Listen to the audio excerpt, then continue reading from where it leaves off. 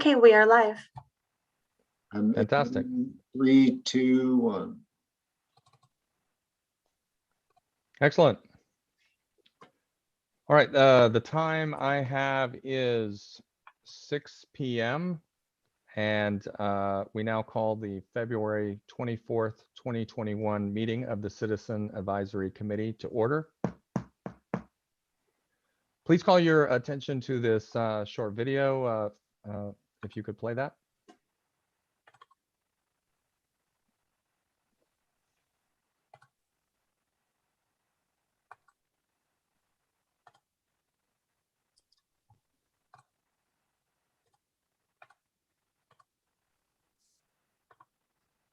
Due to COVID-19, this meeting will be conducted as a Zoom meeting pursuant to the provisions of the Governor's Executive Order N-2920, which suspends certain requirements of the Brown Act. This meeting is being live-streamed on the CCTA website. The chair will call upon members, staff, and other speakers by name. Please speak clearly and state your name before giving comments or remarks. Persons participating via Zoom with their cameras enabled are reminded that their activities are visible to viewers. Members participating by Zoom wishing to speak should physically raise their hand and unmute their mic when called upon. Members should remute their mics when done speaking. Citizens participating by Zoom wishing to speak should use the Raise Hand feature or dial *9 if participating via phone, and the chair or staff will call upon them at the appropriate time. Citizens will have 3 minutes to speak. A 30-second warning will be provided.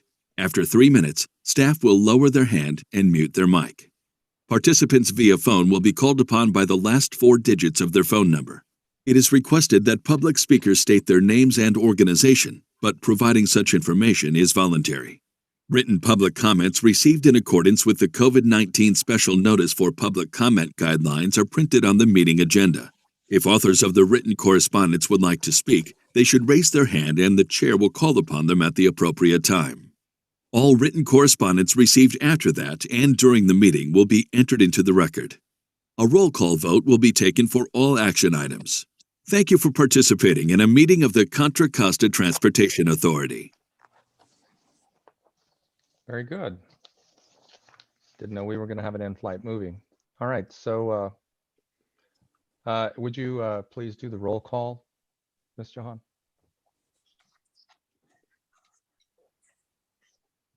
When you hear your name, please let me know you're present. Committee Member Ash. Present. Committee Member Bauer. Present. Committee Member Bristow. Present. Committee Member Bustamante.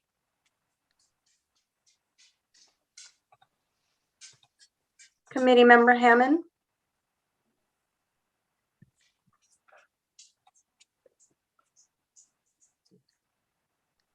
Committee Member Hammond, I thought I saw. Present. Thank you. Committee Member Hurley. Present. Committee Member Isola. Committee Member Leahy. Present. Committee Member Linder. Present. Committee Member Mahmood. Committee Member Moriarty. Present. Committee Member Powell. Present. Committee Member Vega. Present. Committee Member Yao.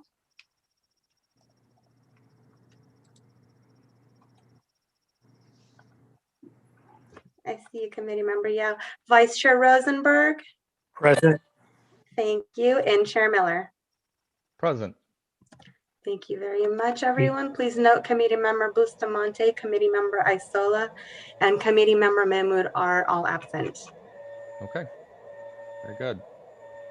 And I'd like to welcome, is it Leahy, Daniel Leahy, to our ranks. This is his first meeting and he will be representing the city of Martinez. Do you want to introduce yourself very briefly, Mr. Leahy?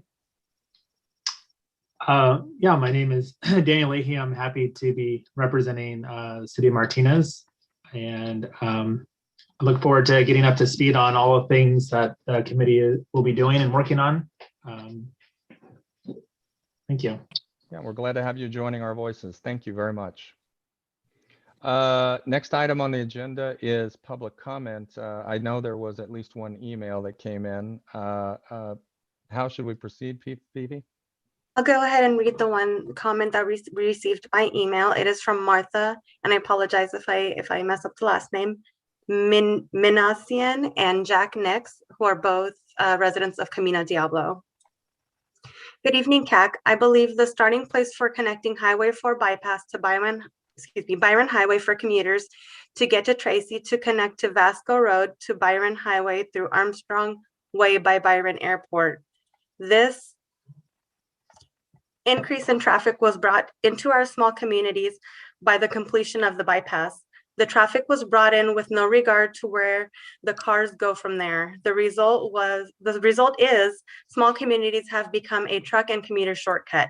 To start, Balfour, you would bring traffic down to Balfour that has 7 lights to get to Brentwood Boulevard and 6 lights from Sellers to the light at Camino Diablo, including some areas of speed limits of 25 by a middle school and 35 by the Byron area.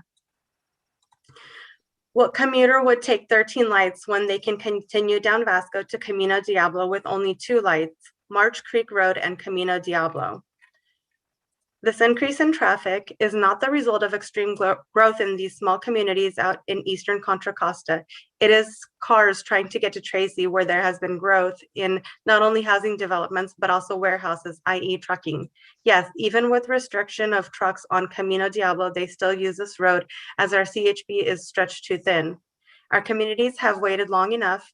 We strongly urge you to begin construction where it will do the most good for our quality of life and also help commuters get to destination in safer and quicker manner. Thank you. That is the end of the comment. Wonderful. And do we have anyone else that has perhaps raised their hand that would like to offer public comment? I see Ron Schmidt, if you Ron could Schmidt. unmute yourself. Mr. Schmidt, if you could, oh, there you are. Yes, thank you. I'm the pastor of St. Anne Church in Byron. I've been there almost 26 years. I'm also a member of the Byron Municipal Advisory Committee. And last night we were taking a look at having a presentation of the modifications of the general, the county general plan. And that generated some considerable reaction and discussion. And we realized it's important to update the plan, but what we were reacting against was that it kind of presents Byron as a quiet community, agricultural community. And as I was reading it, I go, I don't recognize this community. I mean, there's nothing quiet about here. We have city traffic on rural roads. As I was writing a letter to the county planner today, the traffic is roaring by. I will not walk on the streets here because they're too dangerous. There's no shoulder, no sidewalks. It's far from being bucolic and ideal. And I think the connector between Vasco and the Byron Highway are going to be very important. But I think we also have to look at geography. That Byron sits right in the middle of the north-south corridor from Brentwood to Tracy, and it also sits between Livermore Valley and Stockton and destinations out that way. We may be able to control and reduce it. I don't think it's ever going to completely go away. So I think we need to take the attitude that it's not going to be being a bucolic, pastoral setting like it was 26 years ago, but that we need to kind of realize that the whole area has changed and we need to accept that. We need to deal with it realistically rather than pretend like we're going to go back to 1878. So anyway, I think that that's important because we need to reduce commuting. There's not enough housing out here. There's not enough economic opportunity for people. Both those things would help reduce some of the traffic. And I think we need to take care of that, take a look at that seriously. And anyway, the town's had a wonderful past, and I think it can have a wonderful future, but we have some very serious problems, a lot of it related to traffic that needs to be taken care of. And I really would endorse that the Vasco Road Byron connector be first in consideration. Thank you. Appreciate your comments, heartfelt, Mr. Schmidt. Thank you very much. I see that the author of the email, Martha Manassian, is and her husband are present. If they'd like to make a comment. I would. Can you hear me all right? Just perfect. Thank you. I don't trust technology very much. Okay, my name's Jack Nix, and I live on Camino Diablo in Byron. And we've been fighting for the last 5 years to try and do something about the trucks and the traffic on Camino Diablo. The county engineers have put up ways of measuring traffic. Sometimes there's 17 to 19,000 cars a day on Camino Diablo. It is the main east-west way to get to work and home. So it starts about 5 in the morning till 9 going east to west, and it starts about 3 to 6 in the evening going west to east. The problem is an east-west problem. The proposals for this 239 have been north and south. All right, and so I'd like to stress that that has been proposed since 1959. And every 5 years it comes up and then they don't have money for it. So like with Pastor Ron, the shortest way across is by the airport, which I think people want to develop economically, and that can be an off-ramp for the 239 when it comes. But in the short run, it can be the main way to get traffic off Camino Diablo and instead of going through Byron.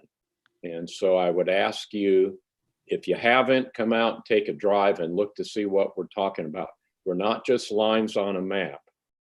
You can see that where the airport, it's Armstrong Road, less than a mile from there to Byron Highway, probably a quarter of a mile to a half a mile from the Armstrong to Vasco Road. 90% of it's in. You just need to punch out the two sides. That will make commuting a lot safer and a lot faster.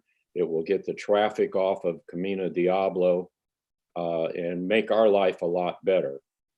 And so I would beg you to take a drive some Saturday or Sunday and come out and look at what we're talking about. Like I said, this affects our life. It's dangerous just pulling out of our driveway sometimes, or slowing down to try and turn into our driveway from the cars and the trucks. So I hope you would consider our requests. So thank you very much. Thank you very much. Thank you very much for coming and speaking with us. I see another person who would like to speak, Steve Larson.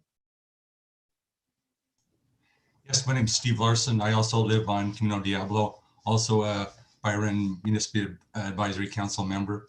Lived here for 10 years, seen this excessive increase. I really appreciate everything CCTA has done for improvements of the roads across Contra Costa County. It makes a lot of the traffic real well. I'd like to see it finish it. Done real well with their money so far. That half-cent sales tax has gone a long ways. You've done a lot for managing stuff. So I think just keep it going and get across Armstrong. Maybe use some money from the drones that'll be at the Byron Airport that want to give you some money. But so I just please think about us and think about all this little community and how if you moved it, maybe you could increase some commercial use at the same time. So thank you. Wow, these are some very well-formed comments, very thoughtful and well-researched. Let's appreciate that. Are there other, and I apologize, I need to make sure that I offer everyone the opportunity to speak. I'm not ignoring. Do we have any other hands up? I do not see any physical hands. I do not see any virtual hands. Okay.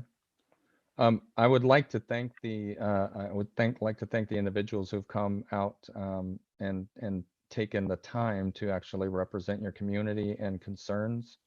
While of course I can't say anything speculatively because this is not an action item on the agenda, I do want to at least tell you this, that I came out here in '98 to work at Lawrence Livermore Laboratory. I drove many times and miles on Camino Diablo.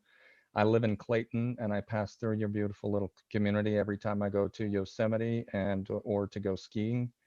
You are definitely point A on the way between A and C. So, or your point B on the way between A and C. I agree with you. You're in the middle of many destinations. So thank you for your comments. I know that staff will take them in consideration and make you proud that you spent the time. Thank you. Okay. Ed, Yes. if I may speak, Yes. people can't tell that I'm there because my name isn't on or my picture isn't there. So Thought you might be a ham radio operator. That's fine. But I just want to let you know that Linda Truman also wanted to speak, but for some reason we can't hear her. And she's also on the MAC board. And I was at the MAC meeting last night when we got the general plan draft for 2040. And that's what stirred our concern for State Route 239. I'm hoping that we can put it on the next agenda for next month, if possible.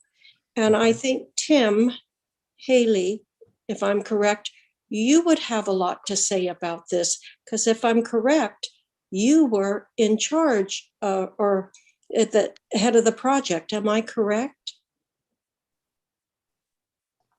Yes, Miss Bristow. I was the project manager for the State Route 239 project before I was appointed the executive director of CCTA. So I can happily provide a quick update on 239. So State Route 239 has been a project that we've been working on in partner with the county for quite some time. And to maybe get into the weeds a little bit, we approved a planning document that looked at several different alignments from State Route 4, basically right there at Marsh Creek Interchange, all the way down to the 580. And on the east end, it was Byron Highway. And essentially on the west end, it was Vasco Road. And that was essentially the study area that was looked at to identify different alternative alignments. And so those alignments as part of that document was approved in 2015. And since then, we have moved that project to the environmental document phase of the project. So we are assessing the alternatives that were developed in 2015, and we are looking at ways. There are some, as you all know, there's a lot of conservation lands as well as constraints within that study area. And so one of the goals was to kind of evaluate those alternatives and identify which alternatives we want to move forward from that planning document into the environmental document phase. And part of that process, we started focusing on what we call the Byron Vasco connector. And the Byron Vasco connector is essentially what we call an initial phase of the State Route 239 project.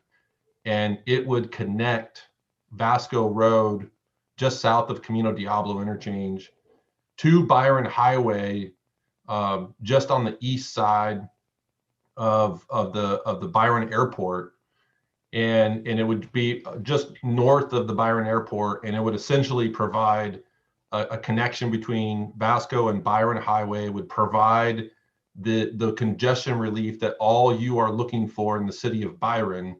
I have driven down through the city of Byron personally. I've driven out there quite a bit. I haven't done it on a weekend, but I have done it on a peak period in the afternoon and in the morning, and the traffic is terrible. and completely appreciate all of your concerns and your comments. They're very well received and very well taken. And we are actually expediting the environmental document. As you know, a project of that magnitude would take anywhere from 7 to 8 years to approve an environmental document. And so we took a more strategic approach and looked at developing a programmatic environmental document that would actually streamline and accelerate the project, and allow us to move forward with the Byron Vasco connector in a very expeditious way. And so we are looking to approve the programmatic environmental document by 2024. I know that still feels like it's a very long ways away, but as you know, these projects do take a lot of time. Working with Caltrans and all of the regional stakeholders and partners for a project of this magnitude does take time, and we are looking for ways to accelerate it. But 4 years versus 7 to 8 years, we are still trying to shave time off of this project. We do have funding for the design phase for the Byron Vasco connector project. So once the environmental document is approved in 2024, we would move forward with the design phase of the Byron Vasco connector project. And that would probably take anywhere from 24 to 36 months, 2 to 3 years for that project. And we would probably, pending funding, obviously, which we are closely looking at funding opportunities for that project. We regularly meet with Congressman McNerney on this project, as well as others in the region, and provide them regular updates. And we are closely working with them on this current administration in DC, and also looking for opportunities for state funding to move this project forward. And so it is a high priority for CCTA, and we are working on it. And we hear your concerns, and we, again, very much appreciate you taking your time and expressing those concerns to the Citizens Advisory Committee and the authority. And we are here to support you. And as Ms. Bristow knows, we just did a presentation of 239 to the Byron MAC in late January, and we would be happy to provide a more detailed presentation of the State Route 239 project to you next month. Thank you, Tim. I know what you've been doing, and I know you're trying to expedite this. Our concern now is that there are 3 phases that are going to go from Balfour Road to 580. And it was expressed to us that the Balfour to Camino Diablo would be the first phase. What we want is the airport connector to be the first phase. That is our wishes. Thank you. I got to commend everyone there and their timing. I don't know, Ms. Committee Member Bristow, did you help your community out by letting them know that this was a venue that they could communicate directly with us? Because if so, I'd say you've done your job, you know, in an exemplary fashion.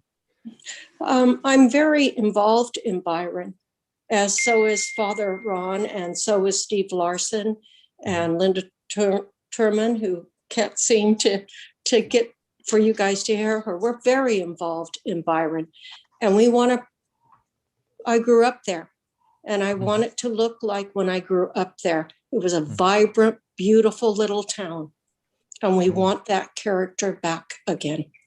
Thank you. Can't blame you. And you can't beat the timing having the new director here, and he just happens to be an expert on the subject. So I think that's great. I'm excited. Well played. Well played. All right. I'll say going once, twice, 3 times. If there are any other public comments. All right.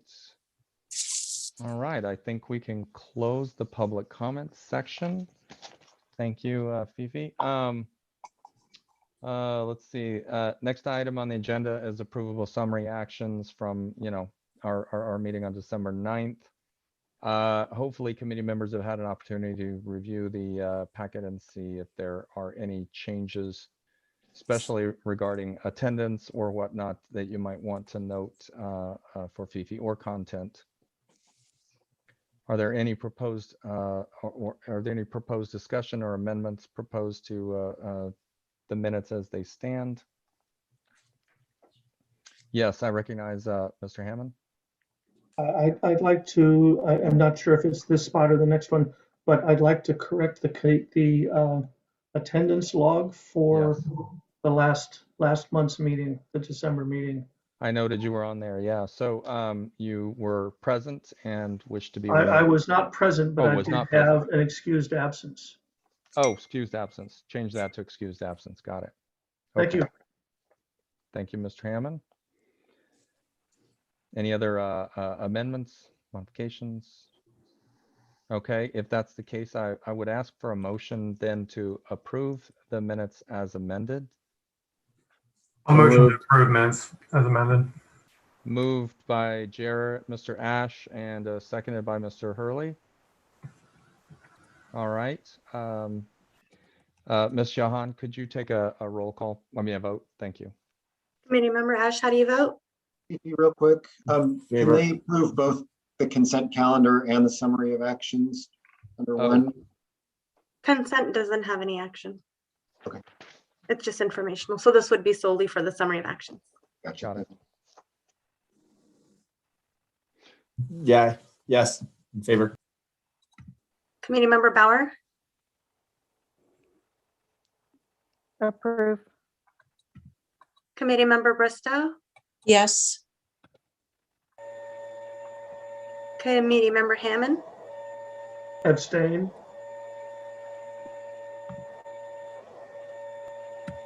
Committee Member Hurley. Approve. I'm sorry? Yes, approve. Approve. Committee Member Leahy, Abstain. Committee Member Lunder,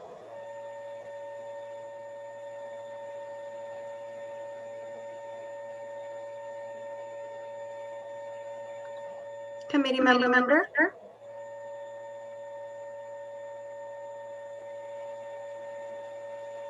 Abstain. thank you. Committee Member Moriarty, Approve. Committee Member Powells, Yes, approved. Committee Member Vega,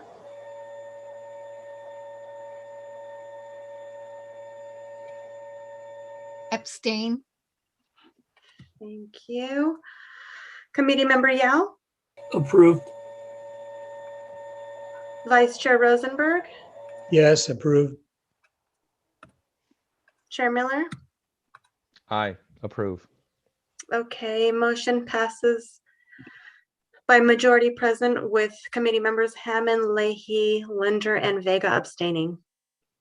Thank you all. All right, let's see. Well, next we get to meet the boss. So the next item is an introduction from our new executive director, Timothy Haley. Tim, the floor is yours. Haley. Thank you, Chair Miller and members. Appreciate the opportunity to talk a little bit about who I am and a little bit about the vision for the future. And I've given presentations to all of you in the past about Innovate 680. And so I'm not sure if you remember me, but I have been working at the authority now for almost 4 years as the Deputy Executive Director for Projects.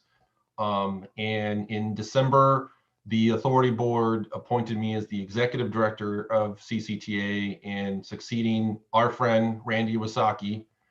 And I'm really excited for the opportunity, to work with all of you. Little background about myself. I started working at Caltrans in downtown LA in District 7 back in 1997 and worked there for 6 years in the design group.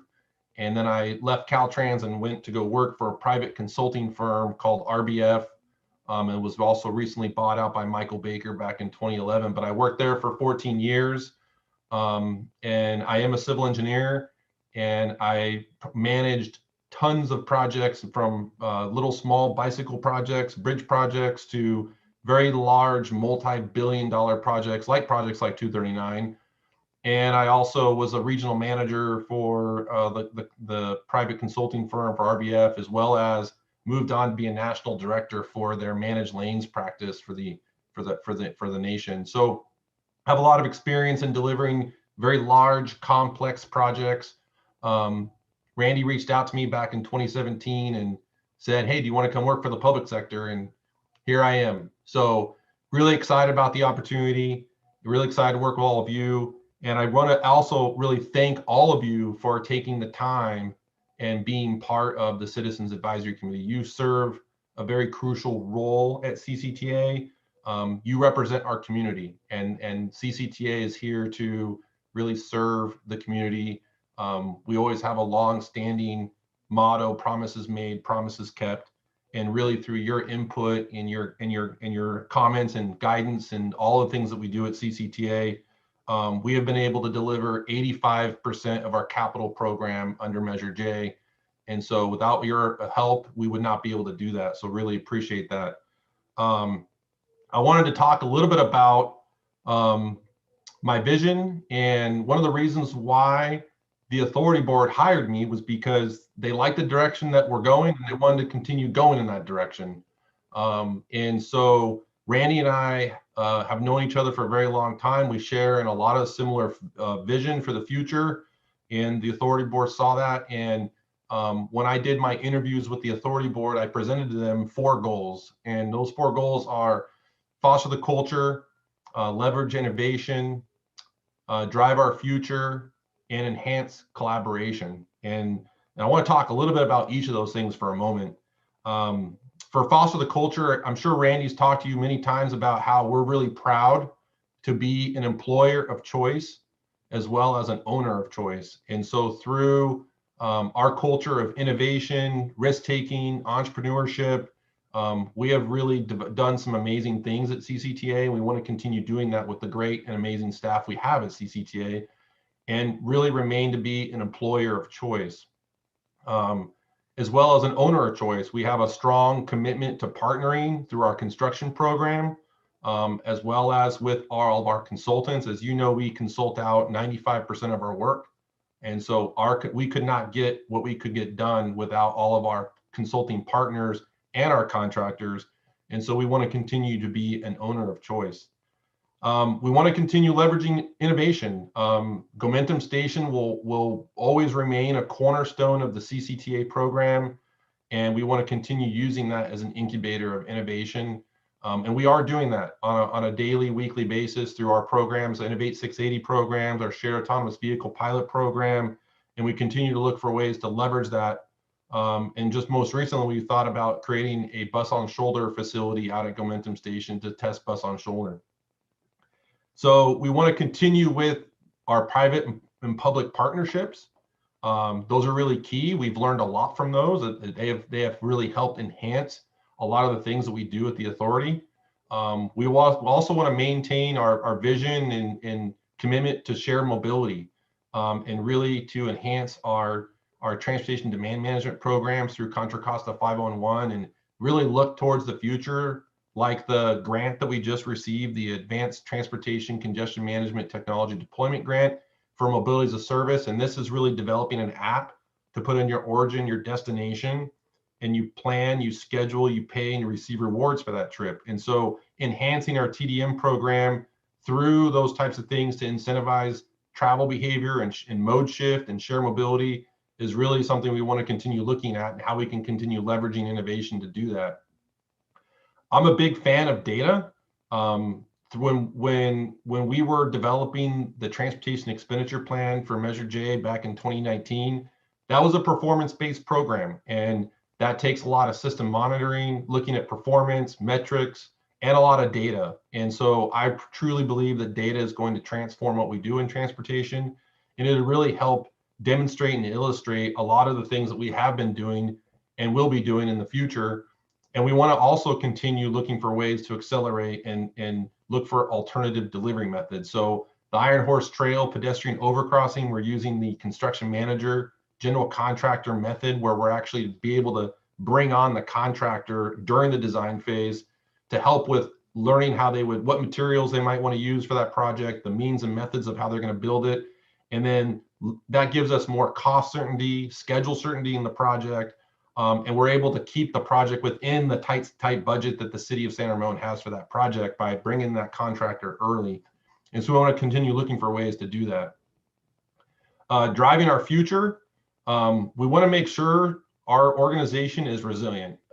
As we've learned from the COVID pandemic, we had declining sales tax revenues. So we had to be flexible, nimble, and learn for ways to be resilient in times like this. And so we want to continue looking for ways to be financially resilient, as we have been over the many, many years, and continue looking towards that in the future, whether that's through developing cash reserve programs, and making sure we have a keen sight on the sunset of Measure J in 2034 and working towards that. We also want to look for opportunities to, leverage the growth management program and look at ways we can better address that nexus between land use and transportation. And so that's something we want to look at in the future, and also look for ways to advance the organization as we look at mobility as a service. We look at our Innovate 680 program, look at the accessible strategic transportation plan. A lot of the things that we're doing is really requiring us to kind of take a look at CCTA and maybe potentially look for ways to advance the organization a way to support a lot of those new initiatives and goals. One of the priorities that the board has for me is to really look for opportunities to set the groundwork, for another measure. And through that, we will be really focused in launching the update of our countywide transportation plan later this year, and also with an extensive community outreach program to really get more enhanced exposure to CCTA, to all of you, to the communities, as well as what we're doing. It was very surprising when we developed the expenditure plan for the Measure J. It was really surprising to hear that a lot of people in Contra Costa County don't even know who CCTA is. And it's really intriguing to me that most people think that Caltrans builds all this work at Contra Costa. And here we are spending millions and millions of dollars of your taxpayers' tax dollars and putting them to work. And Caltrans is kind of getting the credit for that. So we want to make sure they understand how we're investing into these communities and into the infrastructure in Contra Costa. And that's going to take a lot of enhanced collaboration. We want to continue to be proactive in engaging with our partners and stakeholders, as well as really drive policy in the region. So we want to be the innovators. We want to be the leaders, both in the region and in the nation and globally. And we always have been, and we will continue to do that. And we will continue to foster stakeholder relationships and like I said, really engage more with our communities. And I'm a big fan, if you don't know about this, I'm a huge fan of really developing a seamless, customer-focused, integrated transportation system and really taking a real corridor approach and doing that. And that's really apparent in what we're doing on Innovate 680. And we will continue to look for ways to do that on the I-80 corridor, the State Route 4 corridor, as well as the State Route 24 corridor, and really make sure we have a really sustainable, resilient transportation system in Contra Costa County. So that's what I told the board during my interviews, and quite frankly, that's what got me the job. And really excited to really put this all into motion. And one of the things that we're going to be doing, aligning that, is we're going to be developing an annual work plan every single year to really outline what our priorities are going to be every single year to really achieve all of those goals. So again, really excited to work with you. Happy to come back anytime to talk about what we're doing. And again, thank you for all that you do for CCTA.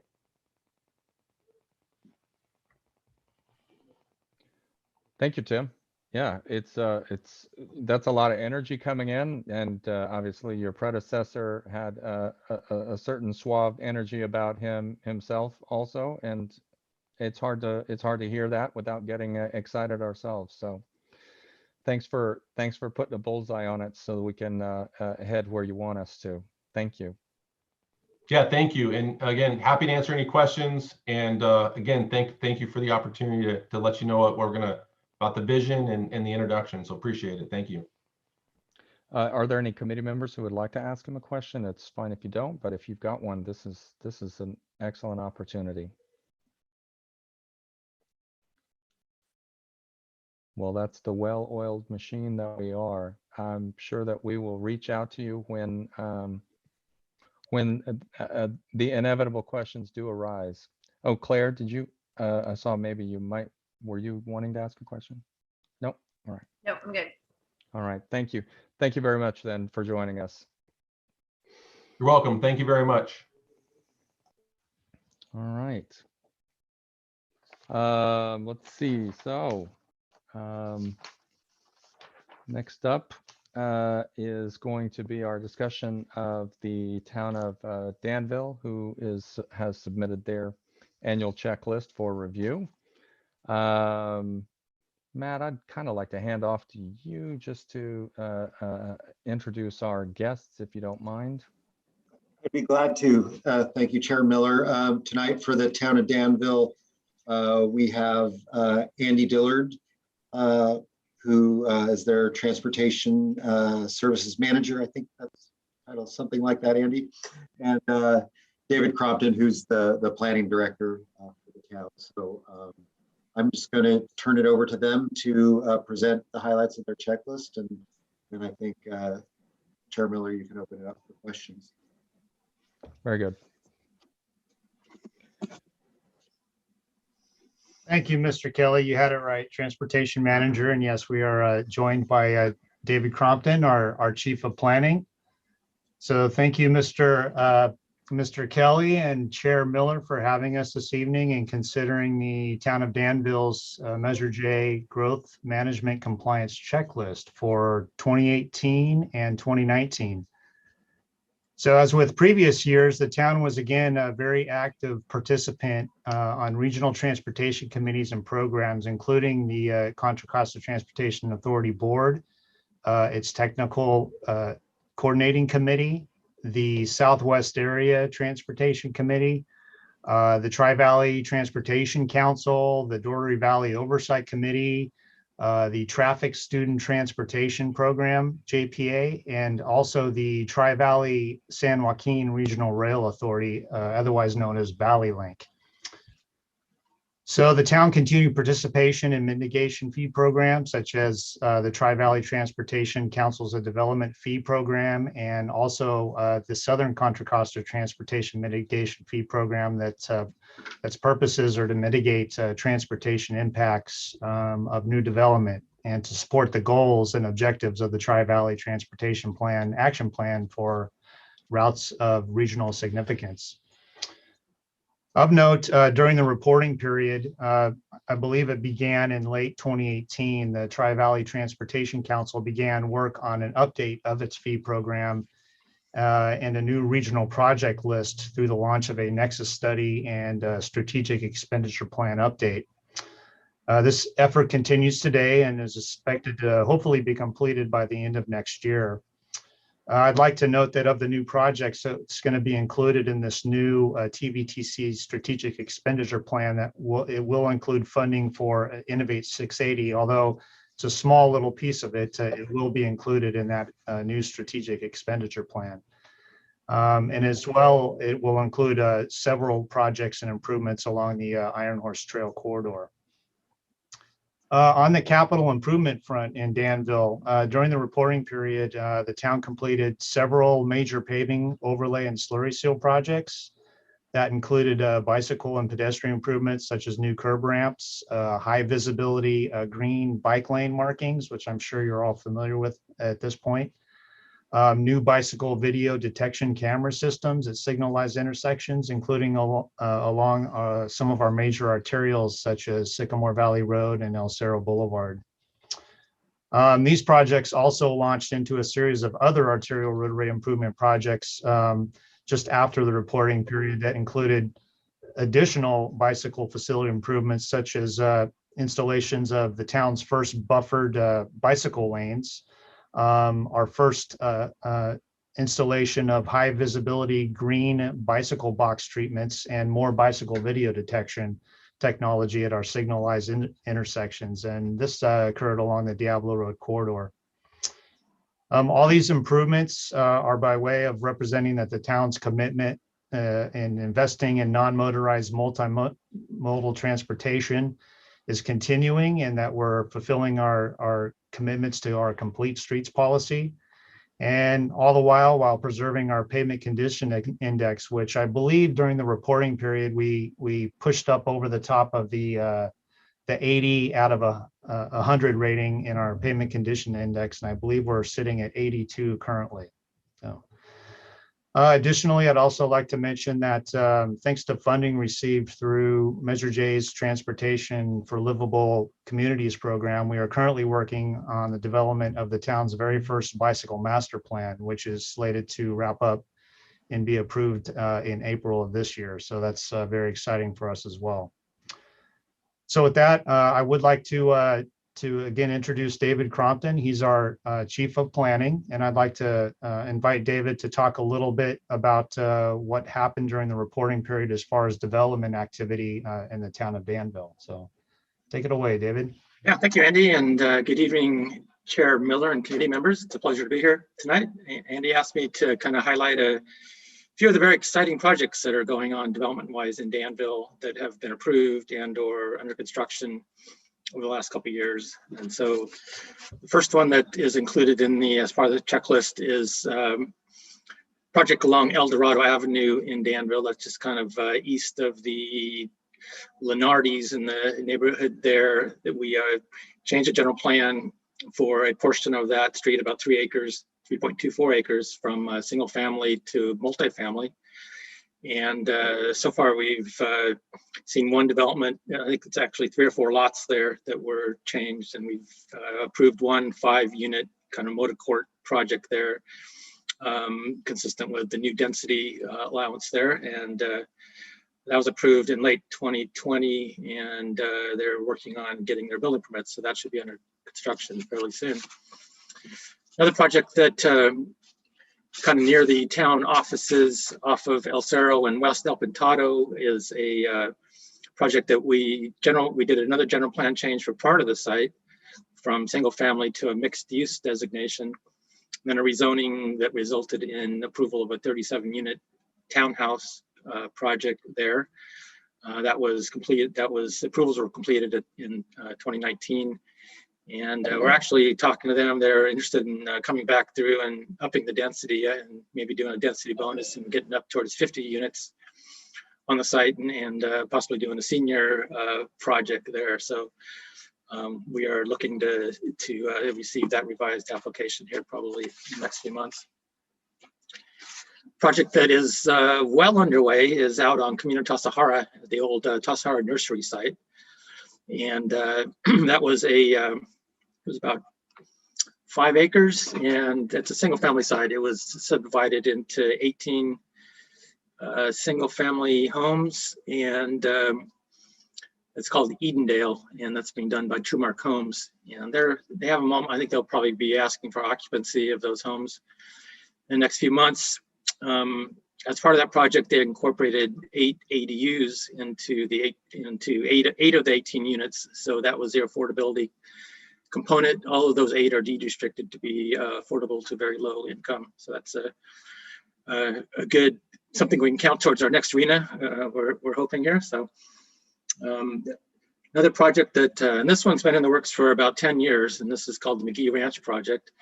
It's off of Diablo Road as you head out towards along. You have Diablo on the north side just past Mount Diablo Scenic as you're heading out onto Blackhawk Road. This is the project that started in 2010. It's the 410-acre McGee Ranch site. They wanted to develop 69 homes on just 29 acres of the 410 acres. And then the remaining 381 acres would be permanent open space, and East Bay Regional Park has indicated a willingness to accept that as regional open space. So that's really exciting. We have had a lot of folks that were the Save Mount Diablo and our bicycle groups and hiking groups that were really excited about that. After it was approved in 2013, we had a sequel lawsuit, which ended up at the appeals court. We lost a small portion of that, which meant that our EIR had to be redone. Came back and had it reapproved in 2019. And subsequently, there was a referendum that was, they gained enough signatures. And in March, there was a general election, and the referendum was turned down. So the project was finally approved. So that they're well underway as far as their improvement and building permits, and they hope to be out there grading this summer. So long time coming. At least 7 of those will incorporate ADUs, and they're excited. They have several of their units there can accommodate ADUs. So they're expecting, they have to do 7, but they think that they may end up doing 15 or 20 of them with ADUs. So that is good for all of us.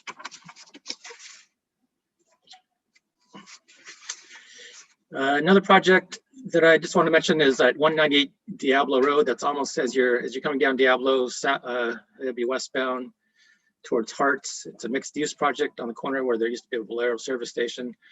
It's a 2-story commercial building with residential units on the 2nd floor. So we're hoping that they come forward with their building permits on that here relatively soon. Just around the corner on Harts and Front Street is an old shopping center used to be called Hettinger Plaza. It was remodeled from a kind of a dated 70s look, and they converted a fairly large portion that was previous warehouse to commercial floor space. So that was a nice update for Danville. And then another project that is really in the heart of downtown as you're heading west on Diablo and you run directly into Harts Avenue. It's the Clock Tower building, and a very nice remodel that's well underway now. They added some office space to the 2nd floor. A very nice pedestrian plaza that used to be a drive-through, vehicular drive-through. Now it's going to be just a pedestrian plaza there.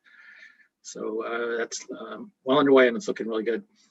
Just wanted to mention a couple more that aren't listed here. There are 2 of the town's arena sites from our last housing element cycle, and our regional housing needs that we changed to provide for some low and very low income densities, 20 to 30 units per acre.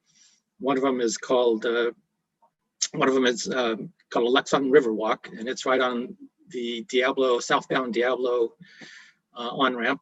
And that was about a 3.5 acre site, and there's 144 apartment units under construction and almost completed. They're occupying them already in phases. So that's very nice. They just dropped a 100-foot pedestrian bridge from that site across the town green and library. So unfortunately, it didn't quite fit the bolt pattern that they had in their abutments that they had built. So they're kind of working on that, but we'll get that done. The site that we're excited about that we have not seen a formal application yet is the 7 acres on what we call the Burrell site. It's down by Costco along the freeway, almost to San Ramon. The old walnut orchard there. It was 17 acres that there was some litigation between the several parties and who were involved with the property, and ended up East Bay Regional Parks ended up receiving it. And so they're going to retain 10 acres for a park and kind of a history museum of the walnut orchard operation there. But 7 acres, we changed the general plan from commercial to multifamily. 2 of it's 20 units an acre, or 20 to 25, and 5 is 30 units an acre. And it's been optioned to a developer that we're talking to about that project. So we expect that to be coming fairly soon. And that's really the highlight of the significant projects. If you have any questions or regarding any of these, I'd be happy to answer them. Thank you. I have several, but I'm going to, and they're all just curiosity about some of the stuff in your arena cycle and whatnot. But I'm actually known for taking all the air out of the room. I'm going to let. I saw you nodding your head. You must be somewhat familiar with Danville. Oh yeah. In fact, I was just talking to my in-laws who about the bridge and the project over there by the library and stuff like that. So, and the McGee, I assume the McGee Ranch is the same McGee as like Hap McGee Park is named at the end of. Is that the same McGee family name? Yeah. Okay. Yeah, same family. Their ranch went all the way from Hap McGee Ranch Park over to where the remainder is. There was, I think, about 500 acres just to the east of there, where there's an existing McGee Ranch subdivision that was built in the late 80s, 90s. They sold off part of the ranch back then, and this is the remainder of their holdings. Huh. Well, I do want to make sure and actually provide other members of the committee an opportunity to ask questions first. And I'll save mine if there are any at the end. I'm thrilled to hear about all of the development and stuff. I'm kind of amazed how much housing is getting stuffed in there, and I'll be asking about challenges that came along with that. But I open it up to members of the committee. If you'd indicate by your hand, yes, Mr. Hurley would like to talk. Evening from the south of you. Just one thing that popped out to me when I was looking through through the documents. This is the kind of the first cycle I've been doing these checklists, and under the maintenance of effort, I see 1 year. Your requirements 660 some thousand. 1 year you had 600, just under 7, and then the next year it says 6 million. Is that correct? Yes, that is correct. Thank you for the question, Commissioner Hurley. So our paving cycles don't always line up by fiscal year. So sometimes we will have a loaded year of projects based on when they go out to bid, when they get constructed, et cetera, when they're approved, and when they're actually built. So it's not really a true indication that that work happened all in that period. There's a lot of bleed over when you're doing large pavement projects. So it just so happened that the approvals or when the appropriations were done fell in that year. So that's why one looks bigger than the other. But we try to, on average, we try to put out one large paving project, whether an overlay or rehabilitation project, and one what's called preventative maintenance project, which is more, slurry seal type projects. And the last few years, we've really been trying to pull together larger projects because it's much better for economy of scale, for when you go out to bid. So we've been doing rather large residential slurries lately. So that's why you see that there may be a large difference in expenditure from 1 year to the next. So thanks for the explanation. It just popped out at me because it's huge. Yeah. And I'm excited to see your bicycle master plan. I do a lot of bicycling up your way a lot, and of course, we have an active bicycle master plan down here. So you guys have a great network already. So it'll be exciting to see what you guys are up to. Thank you.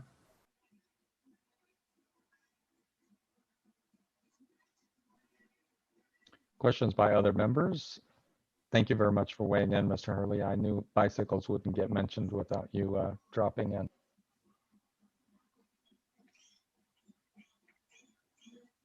Question to recognize Chair Miller? Yeah, yes, please do. Thank you. This is Claire Linder, Concord. Thank you for the presentation. It's very informative. I used to live in Danville, so I'm somewhat familiar with the area. I wanted to ask you a bit about in the housing element. You highlighted some ADUs that are affordable, considered affordable. If I'm reading the report correctly, Danville's portion is I think around 196 units for very low and so forth. I was wondering if you could speak a little bit about the progress towards the goals. And forgive me if it's in the report. The font on my computer is tiny and I wasn't able to read it. Sure. So as part of the fifth cycle arena that we're just kind of completing now, we had the 500, I don't have a number, 500 and some units, and those were accommodated. The town did what we needed to do as far as changing general plan and rezoning of the two sites. The one I talked about next to the library on Diablo Road, and then the Burrell property. Only one has been developed during the cycle. The other one is sitting there, general planned and zoned for development, but there was litigation on the property that kind of slowed anything from happening there. As far as ADUs in the past and going forward, the state does allow ADUs to be counted towards your arena. And what they typically do, and what we will be anticipating, is that they will ask the local jurisdictions to do some type of a nexus study or a rental study to see what the actual rates are, and then they'll determine a size of ADU that will qualify. So if you get 20 ADUs at a certain size that qualifies, then that's equal to 1 acre at 20 units per acre of housing. The town, check out our website. We put together what we call a garden cottage program, where we hired an architect to develop 3 different ADUs. One's like 600 square feet, one's 800, one's 1,000. 3 different elevation treatments, each a craftsman, a contemporary, I think a Mediterranean or a ranch house. And they're all drawn, pre-plan check, pre-engineered. So all property owner has to do is go to our website, download, provide a site plan, and get building permits. So we're really doing what we can to encourage those, because those are incorporation of ADUs into existing neighborhoods are much easier to do than general plan amendments to build affordable housing. So. Thank you. So in other words, the developer basically pulls these plans off the shelf and they're good to go. Yep. They're all they don't have to get an architect. All you need to do is hire a contractor and put it on a site plan so we can check, setbacks and what have you, and they're good to go. Very forward thinking. Thank you. Yes, definitely. Any other questions from other committee members?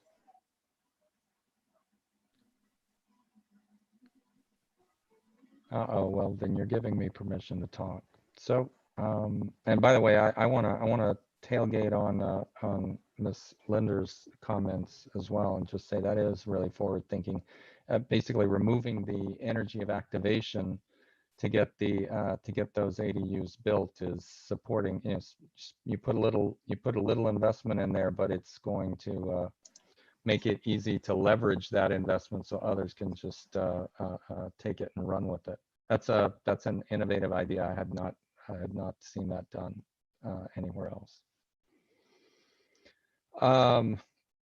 So I have a few questions. They won't be long, but I am fascinated by you've gone through quite a few upzones and stuff. I don't want to use the NIMBY word in here, but I am surprised that you've encountered as little litigation and resistance as you have in your community. It sounds like some of these were embraced and supported, and that's a testament to your community. I realize that's not necessarily true of what happened out on the McGee Ranch area and one of the others. By the way, the property that you were talking about over by the Costco, are you talking about an area behind Fostoria Circle, or is it a little further down? It's right. It's on Camino Ramon before you get to Fostoria, as you're heading south on the right side, right against the freeway. Oh, okay. Got it. All right. Interesting. Yeah. The project that's under construction near the freeway was contentious. We had some fairly large public hearings, numerous ones.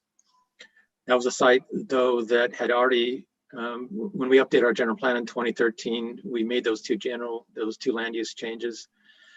And so at that point, we were just at the final development plan, where we weren't really talking about zoning or general plan, it was just design.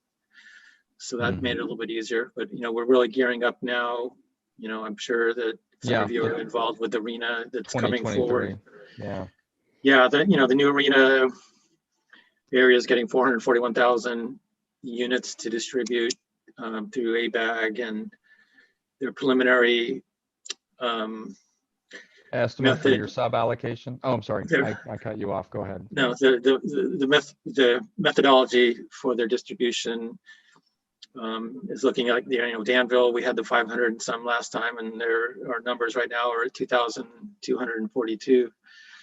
So, to find that type of acreage in a built out community is going to, it's going to be tough, if not impossible. So that's a challenge that we're starting to work on now. Yeah, and of course, the obvious competing elements of, well, let's just take the project that we were talking about, which you rezoned from commercial to multifamily residential.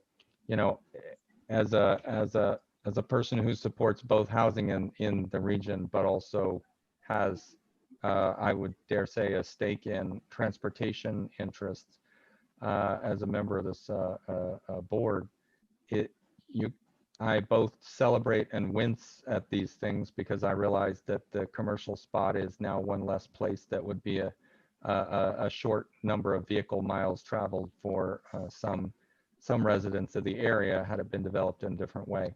But by no means am I faulting you with or the city or anything with those statements, because I think we're all in agreement that we're being told very clearly by the state what has to happen through the various housing laws that have been passed the last couple of years. So it's our hands are kind of tied. Yeah. Yeah, and we're all on board with the housing crisis, and that everybody needs to do their fair share.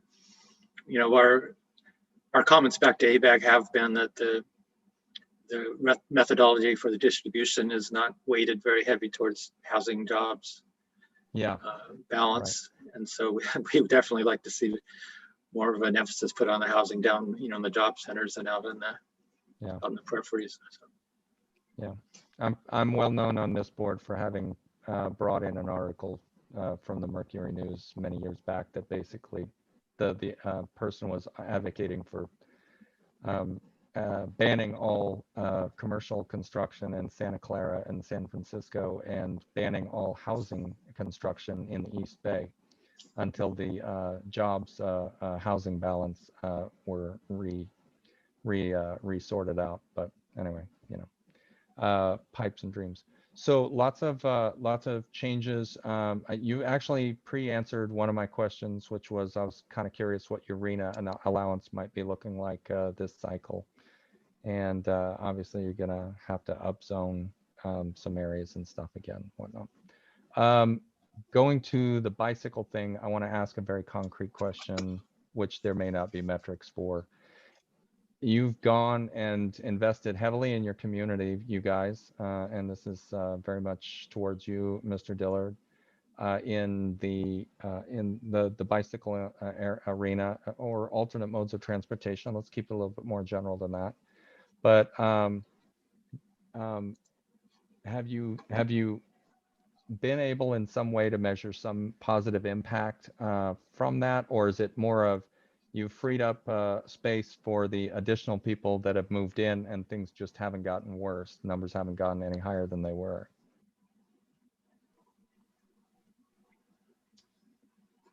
Well, as far as what we've done to date and we put in the ground, we've addressed needs that have been around for quite a while. Danville has always been proudly, as far as collision statistics and safety, we've always been in the the top 85th to 90th percentile as far as our OTS rankings, which is Office of Traffic Safety. So wow.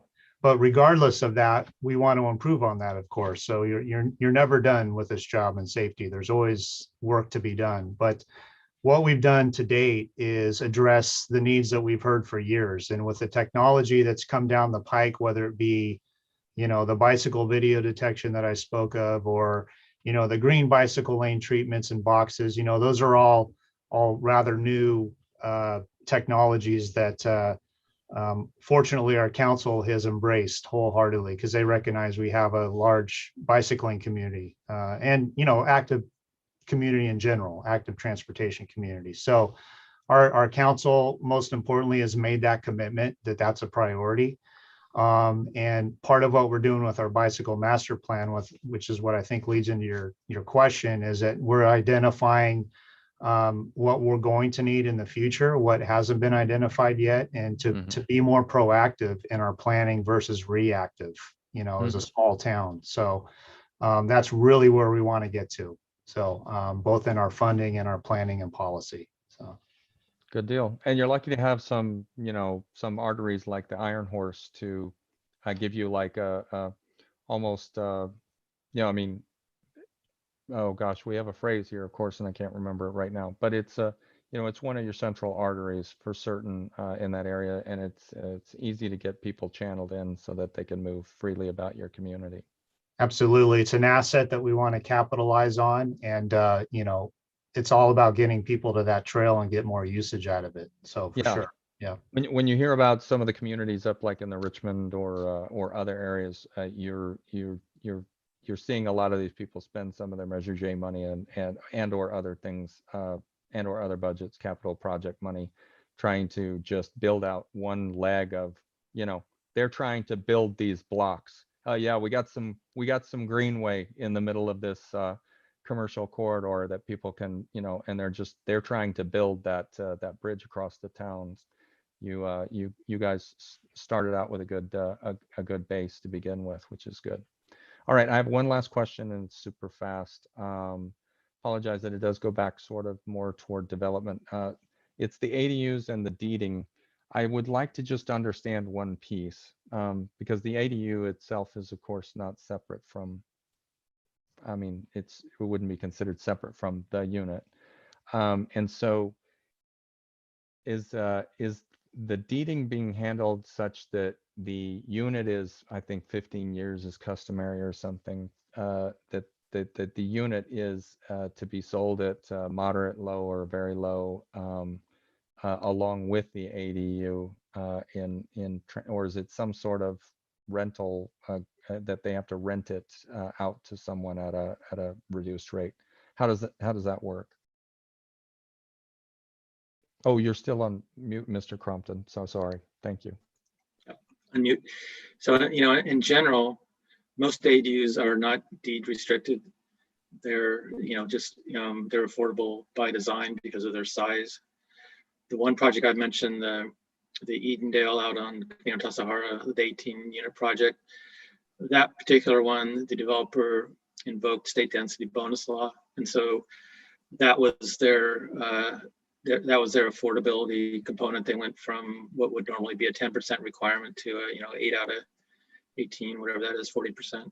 Yep. And those were deed restricted, so they're not required to be rented. But if they are rented, they need to be rented to a qualifying household, and the town verifies that. And okay. So. Okay. All right. I appreciate that. Yes, we're very familiar with bonus density in Clayton. You may have heard the Olivia Project mutterings among your professional colleagues. All right. I'm going to open it for one last time to other members, and if there are no other questions, we will proceed with a vote after a motion, of course. Ms. Shahan, I know. All right, some people want to watch some Netflix tonight, so I'm kidding. Do I have a motion? And this typically comes from the individual in your community. Since the Danville rep's not here and I'm the neighbor of South, I'll motion friendly. to approve the town of Danville's growth management program checklist. Pay these guys for another couple of years. Do I have a second? I'll second it. Okay, seconded by Yolanda. Very good. May I have a roll call or a vote, Shahan? Ms. Shahan, thank you. Committee Member Ash, how do you vote? Aye. Bauer, Approve. Bristow, Approved. Hammond, Approve. Hurley, Approve. Leahy, Approve. Linder, Approve. Moriarty, Approve. Powles, Approved. Vega, Approve. Yao, Approve. Vice Chair Rosenberg, Approved. Chair Miller. Aye. Motion passes unanimously by all members present. Excellent. Thanks very much, gentlemen, for spending some of your evening with us tonight and enlightening us. And good luck with your Measure J money in the future here. Thank you. Good night. Night. All right. Next item on the agenda, City of Oakley. We'll be looking at calendar years 2018 and 2019 as well. So let's bring in the representatives for that. Would you like me to introduce the representative, Chair Miller? Would you be so kind, Mr. Kelly? Yeah, thank you. So tonight for the City of Oakley, which just a reminder is the newest city in Contra Costa County, and they came on a little after Measure J and the Growth Management Program were passed. So they have if you see different things on their checklist, that's why, but I just wanted to put that out there. But tonight from the City of Oakley, we have Kevin Rahani, who is, I think he wears both hats as the city engineer and the public works director. So busy guy over there, but he made time for us tonight. So I'll turn it over to Kevin to present the Oakley checklist. Yes. Thank you, Matt. Good evening, Chair Miller, members of the commission. I'm Kevin Rahani. Glad to be here, present you some updates and some highlights of our growth management plan checklist for the reporting period of 2018-2019. City of Oakley in the far east Contra Costa County. For those of you who may not know about county, a little bit different realities than my colleagues from Danville had. They have good problems. I wish we had some of those problems, but we don't. And again, Oakley, being primarily a bedroom community to the Bay Area, is still probably one of the very few locations left that affordability exists. You know, whatever the term affordability is these days. But, that's the reality of Oakley. Essentially, Oakley was an agricultural farming community years ago after it got incorporated about 20 years ago. And over time, a lot of these farmlands and both orchards and cattle farms got sold out to developers, and developers came to build subdivisions.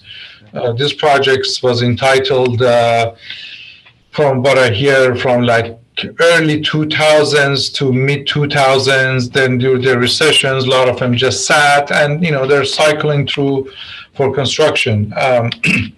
I'll touch upon some of the development work, and then I'll touch a little bit of our capital projects for you. On the development front, as I said, unfortunately, we do not, as much as we would love to, have commercial development wanting to come do any type of commercial building in Oakley. That has been non-existent, not because of lack of effort. We've had our staff, in search of that, but just, a lot of it is just economics of it.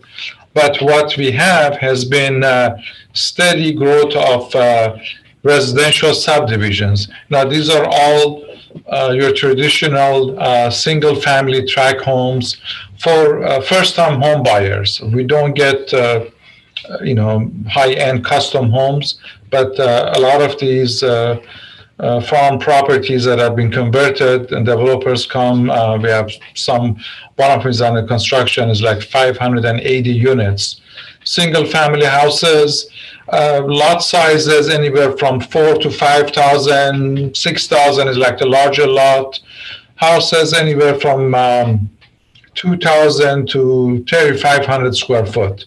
Very traditional, and still, again, in the affordability arena. They sell these houses in the $5 from low fives to low 600, depending on the options. So that's kind of been our bread and butter in terms of the development in Oakley. And it continues to be that pattern. In the far, far eastern edge of Oakley, literally to the border of the county, you run into the Delta near Bethel Island.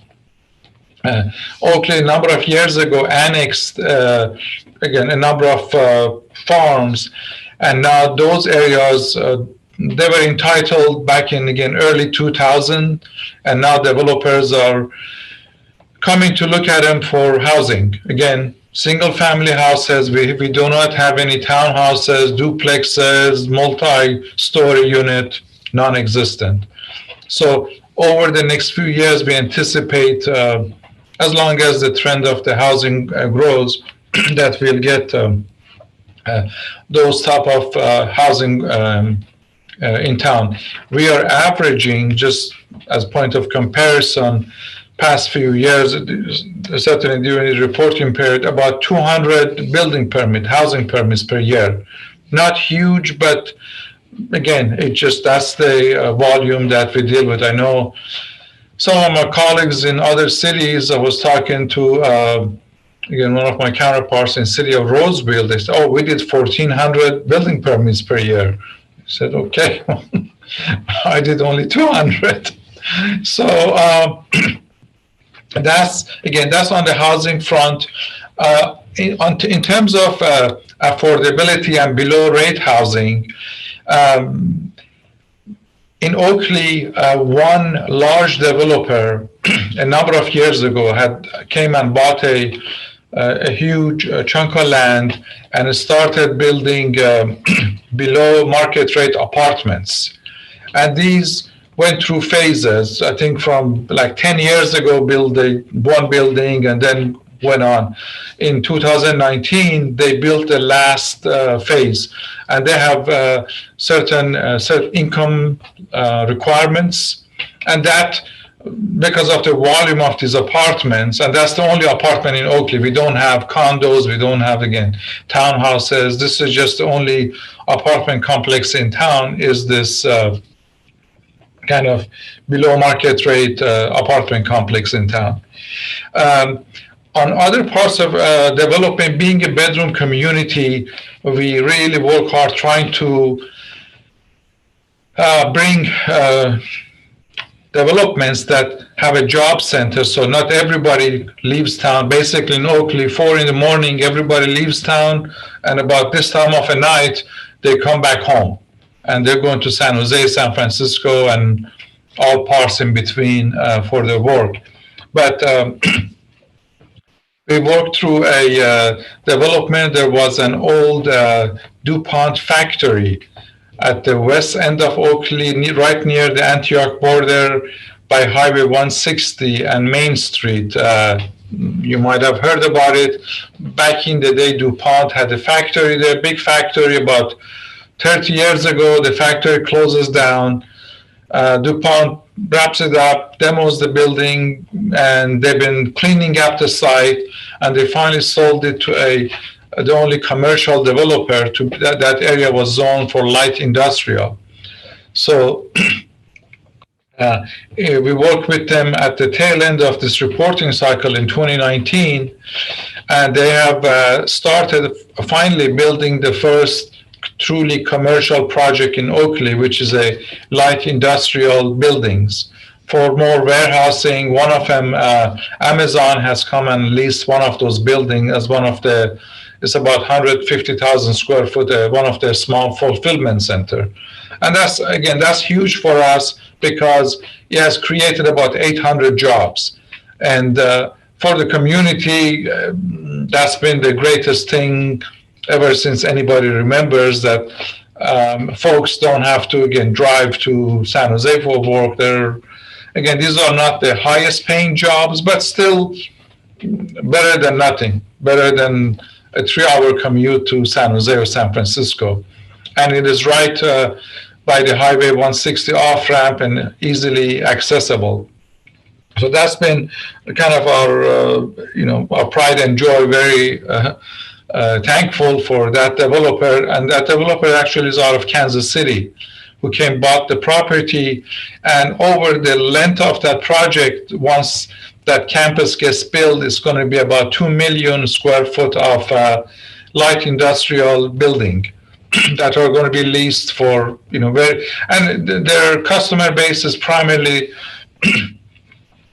companies who are in the business of internet sales, Amazon, Chewy, companies who do that line of work. So now that factory is gone, it gives that corner of a town a very nice curb appeal. So those are kind of on the development side of the ledger in our community. As far as the public projects and capital projects, we do strive to keep our streets certainly as good a condition as they can be. Being a more rural part of the community, a bunch of the city was built by the county back in the day. County roads, basically 2-lane road, a dirt shoulder, and nothing. So over the years, as we have improved the city and rebuilt it, we built kind of the complete street model. We build the streets, have sidewalks, have bike lanes, have proper infrastructure. We only have one street in Oakley that has a direct connection to Highway 4. I mean, we're not just the way Oakley is situated geographically. We don't have a lot of freeway access, kind of one way in and out of town, and that's Laurel Road. And this road, again, was a country road back in the day. And in 2019, finally, we were able to improve one of the last sections of this road, which was just a very narrow road. And this road, we have over 15,000 vehicles per day driving on it. So we rebuilt that road completely through our some of the impact fees that we've been getting. And that road now has brand new bike lanes, again, a very modern looking roadway to help facilitate the flow of traffic in and out. Every year we try to do some level of street resurfacing and rehabilitation projects. Again, nothing unlike my colleagues in Danville, much lower scale. Because of the subdivisions that are built in Oakley, we get a lot of new roads, and that helps keep our pavement condition index fairly high. Right now, our pavement condition index is at 76, which is pretty good for the community with our realities and our resource structure. And again, we strive with some slurry seal, some overlay, and other treatments, depending on funding available, to make sure our streets are as kind of a good a condition as they can be. We have done. We always look for opportunities because of our limited funding to supplement with grants. During this reporting period, again, we were able to secure a TDA grant to improve some of the bike lane markings. We've never had the green bike lane markings in Oakley. As a part of that project, finally, at the intersection of Main Street and Cypress Avenue, we are for the first time actually putting the green bike lane marking, which is, again, for us is something new. Oakley, it is not a huge bicycle community just because of the nature of our demographics and our reality.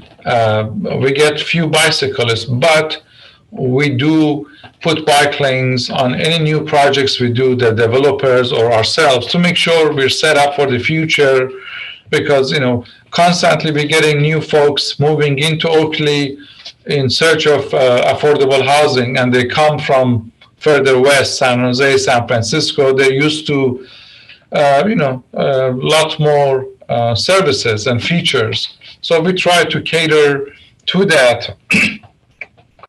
Part of this TDA grant, again, we're really trying to enhance our bicycle facilities. We have the Marsh Creek Trail that runs through Oakley at two of our streets. It crosses, and in the past, we haven't had really no funding to provide a safe crossing, whether it's a bicyclist or pedestrian wants to cross the roadway. TDA provided us funding. We're putting a flashing beacon and the electronic crossing systems. And next week, finally, the material came and the contractor is going to install those. So again, we're within our resource structure. We try to address multitude of issues. We have we're fortunate to be able to do every year a traffic signal modernization program. Our signals, because back in the day, before the Highway 4 bypass was built, Main Street through Oakley used to be the old Highway 4. So after a number of years ago, it became Highway 4. So a lot of our traffic signals are older Caltrans models. So we've been upgrading those signals, both from controllers, the guts of the signal, and also the video detection systems, just trying to get us to modern and higher standards moving into the future, which is our goal. We do want to really set up Oakley for the future, and as the city continues to grow. Right now, Oakley's population is slightly under 45,000, and it's anticipated in the next 10, 15 years, if the growth of the subdivision continues, it'll be in the neighborhood of over 55,000. So our community continues to grow, again, primarily with single-family housing. Perhaps into the future, developers would want to come and build, townhouses and more compact housing. But I think the nature of the clients and the folks who willing to drive out here, they want to have a little bit of more elbow room and have a house, so to speak. A couple of other things I wanted to touch upon on the transportation system. We have worked with the Tri-Delta Transit, and they're building a new park and ride station in Oakley, close to the intersection of Main Street and Cypress Avenue that I mentioned. And we work with them. That project's in the works for a number of years. The Tri-Delta is the lead agency, and design is completed. The job is bidded, and it's in the bid process. I understand actually next month they're going to open bid, and hopefully the right number comes and they start construction soon. And that provides... This is for a new terminal? Yes. And this is basically to provide park and ride. From that, I believe they want to have buses that goes to the BART station in Antioch, which is down the road. I mean, the new Hillcrest BART station is like 8 minutes from where I'm sitting right now. So it's a close hop to that. And that'll be much improved. And then one of the other things that we're very proud and working on for the number of years is we've been working with the San Joaquin Joint Railroad Authority to bring a railroad platform station to Oakley, because we have a train line that runs through Oakley, is used for material and also passenger. Amtrak runs through it, and this train, once they build the station and the platform, it's on understanding that you get on the train in Oakley, and it's like an express train. In less than 40 minutes, you'll be in downtown Oakland. And from that, obviously, you have access to much broader transportation network, BART, and other train stations. So again, even though we're a bedroom community and people are used to driving their trucks, this is a truck city. You don't find too many Teslas out here, but that's okay. But that railroad platform, as a part of that, we're building a parking lot, and we really encouraged We've been, again, working with our partners at the San Joaquin Railroad. Just before, like a month ago, they notified us they finalized, they have to select a consultant. So we're going to start design. So very nice feature in our downtown. We are trying to create a downtown, unlike some of the cities that have established downtown and a core business. We just don't have that. Our downtown is basically in front of City Hall, the old Highway 4, now Main Street. So we've done infrastructure improvement to enhance the pedestrian experience. And so some exciting things coming down the road for Oakley. Again, we're very, certainly the railroad is our, put our name on the map, so to speak. We don't get a lot of press because of, in terms of the transportation system, but again, we do, within our means, implement measures to enhance some of those quality of life for our residents. Kind of in summary, that's my report. I'll be happy to answer any questions you may have. Wow, that is exciting. Boy, that railroad could open up possibly some commercial interest going back in the other direction.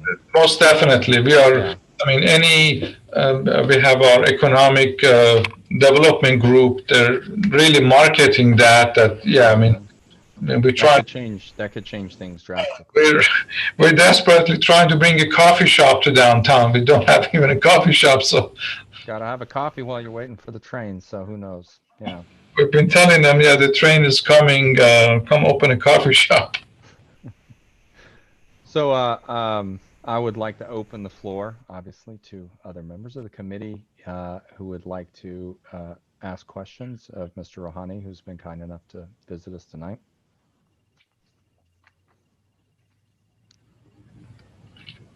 Chair Miller? Yes, Ms. Linder, please go. Thank you, Mr. Rouhani. That was a great presentation. It sounds like you're trying to do a lot with very little, and I can certainly appreciate that. One of the things I wanted to ask you about, it sounds like you're trying to do a couple different things at once, and I'm just thinking back to the speakers earlier this evening from Byron who were talking about the rural character of their community and trying to retain that. What is Oakley doing to contain urban sprawl? Is there an urban limit line? I know single family housing, but then we also want to contain sprawl. So can you speak to that, please? Certainly, I'll do my best. I think, yeah, we do have the urban limit boundary, but even more requirement of the checklist, yes. But separate from that, we have a geographical boundary where Oakley cannot, I mean, any more sprawl from outside of what's available, you'd be into the river. There is no Delta. yeah, they have to build houseboats on the delta. So that's that situation. And along the East Cypress, the far east corner of East Cypress that literally runs into the delta, that's the city limit, and there is no more land. And these farms, again, was annexed from the county a number of years ago. Subdivisions entitled in mid-2000s, and eventually it'll probably take, years, I would say even a decade or so, until all of them are built. And that would be the kind of the maxed out limit of housing building. Now, I'm hoping that as time goes by, some of these developers, instead of just coming here, build a cookie cutter single family starter houses, maybe do more multifamily. And that's just, that market isn't here at this time, unfortunately. Or, well, that's just how it is.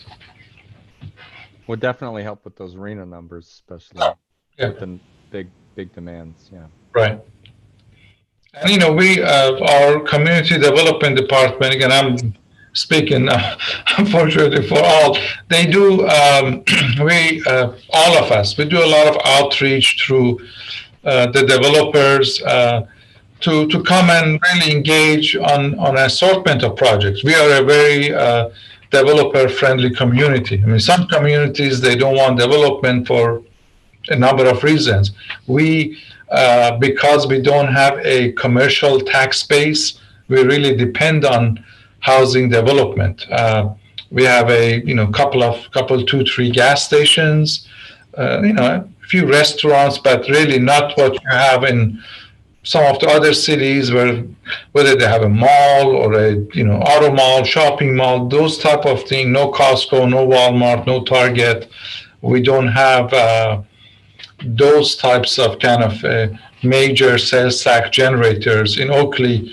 And because our surrounding Antioch and Brentwood have all of those, and you drive 5 minutes, you go to Target. So there are some issues or realities with it.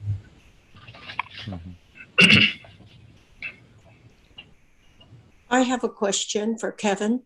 Yes, go ahead, Mr. Stone. Hi, Kevin. Thank you for your presentation. It's delightful to hear about Oakley. One of our ranches at the end of Cypress now has homes on it that we sold many years ago to a developer. And what I'm really very pleased with is that Oakley does have affordable housing, and they're nice houses, and it's comfortable. And you've done very well at making your schools in a place where students can walk to school. And I think you've done your planning has been quite thoughtful. My question to you is, because in Byron, we cannot move our urban limit line. How did Oakley move their urban limit line all the way out to Bethel Island? That's a good question that I will try to do my best to answer it as I know. Again, I'm not certainly a planner or claim to be a planner, but from my understanding, those urban limit line was established and then set a number of years ago, over a decade, maybe 15 years ago, when the city annexed a big section of East Cypress Road that goes to Bethel Island. And perhaps at that time, those lines were set because I think back in the day, county used to be much closer to the city, but now was moved a number of years ago over there. And basically East Cypress Road, part of Oakley, I would say next 10 years, 10, 15 years, once this all gets built out, kind of becomes a city in itself. Yeah. Yeah, I mean, it's a community. Again, you're looking basically at 100-acre farms. That 100 acres of cattle went away, 500 homes came in place, and kind of incrementally moving down the road. What we do, and I think my colleagues in the planning do a great job, we don't just have them build, 100, 200 or a bunch of houses and just nothing. We have them build parks, a lot of public infrastructure that supports the community to help people. You don't have to, if you want to go to park. In Oakley, for instance, we have 37 parks, public parks, very nice parks. That is our pride and joy. My team works very hard to keep these parks in tip-top shape. So people get to enjoy, they come here, buy a house. So in the neighborhood, there's a very beautiful neighborhood park that they get to enjoy and walk to park, walk to school. We do provide a lot of, I think, high-end amenities to the community in terms of quality of life issues. That so people don't have to drive extended period of time, knowing that they already do a lot of this driving just work. But with the railroad station and some of the other public transportations that we are working on, our goal and expectation is that that would reduce just the commuter community who leaves town 4 in the morning, comes back tonight. Yes, Mr. Kelly.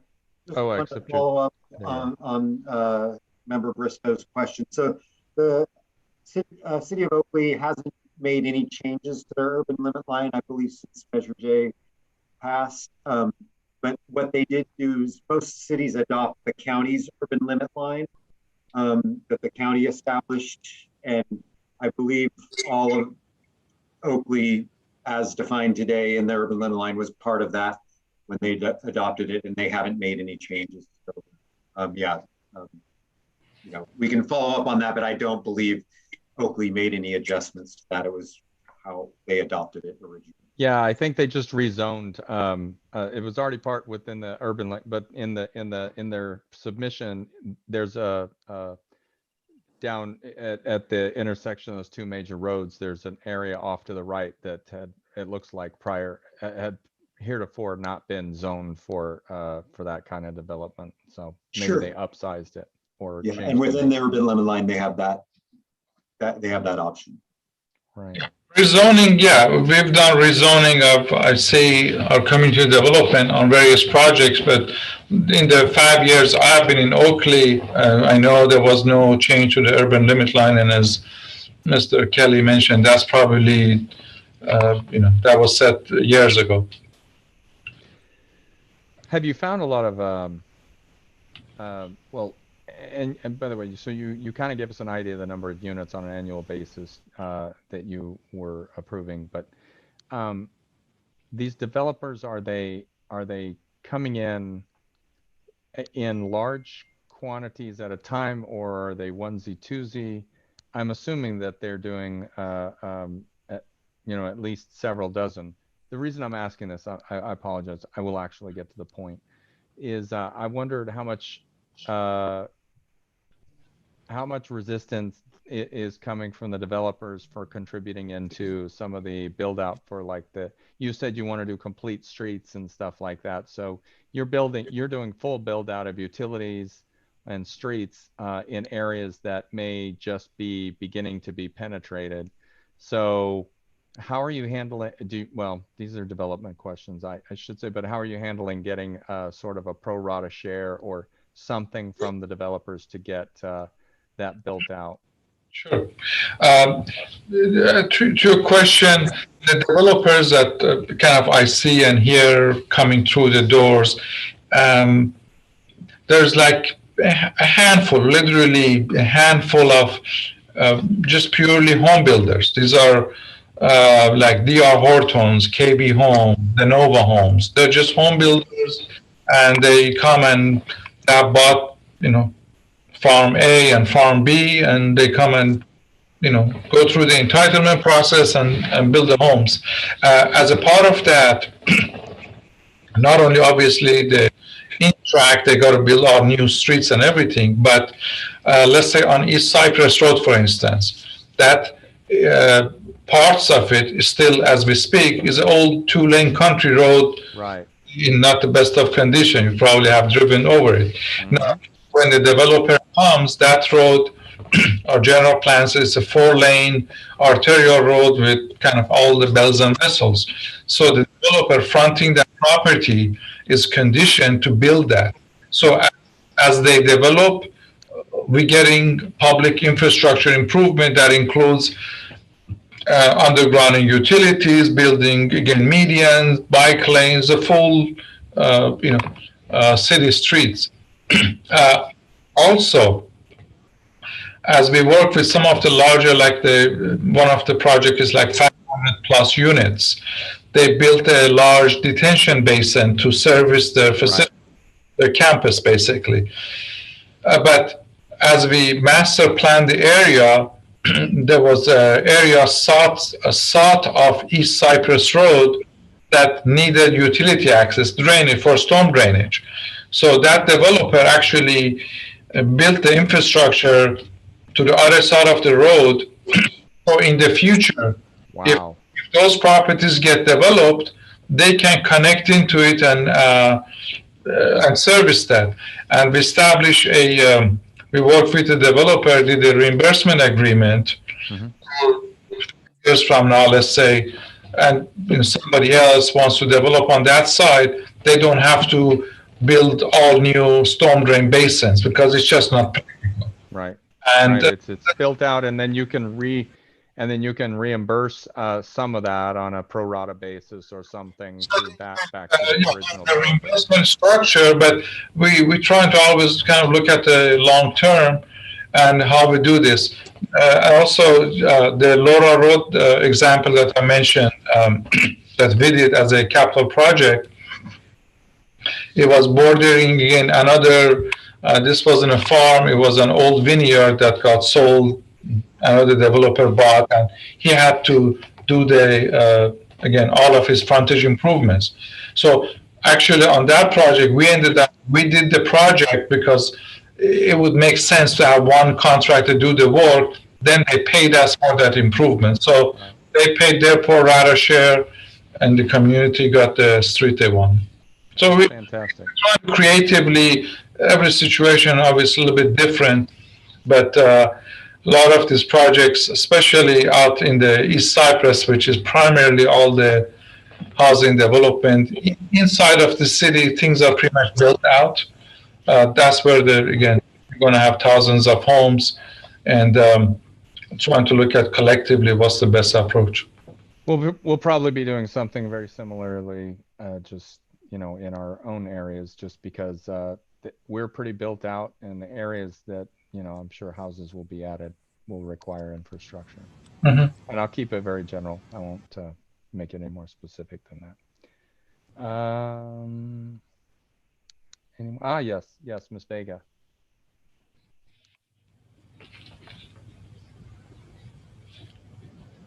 Oh, Ms. Vega, so sorry. You're muted. If you just you're muted. That's all. Actually, Okay, there here you I go. go. There you are. You're good. There I am. Thanks. Mr. Rohini, your enthusiasm is contagious.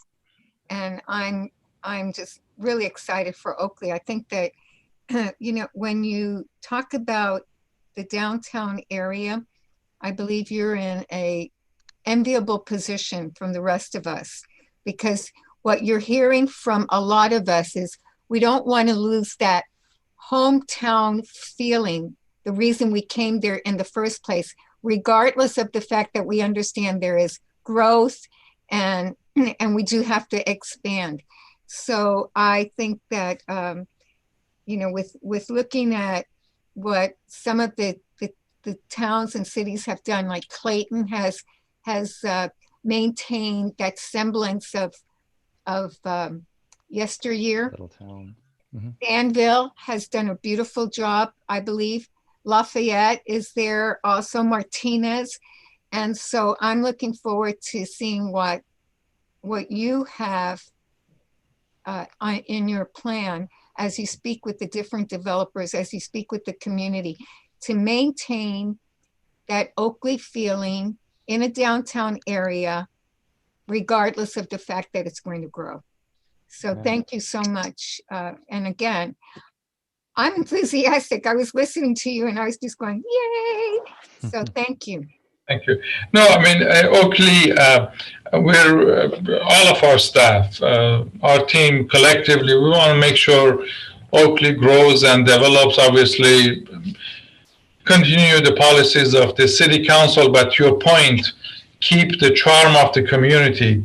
What's interesting in Oakley, because we have a lot of newcomers coming to Oakley, and they've come from, more affluent cities, and they have a different expectations versus some of the old timers who have been here like 30 years ago when there was county and Oakley may have been 4,000 people. Now that is 40,000 people.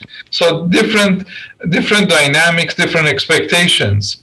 But we're still trying to keep the charm, especially in our downtown. Any hopefully we get that coffee shop, and it won't be like a traditional Starbucks. It'll be a more charming coffee shop.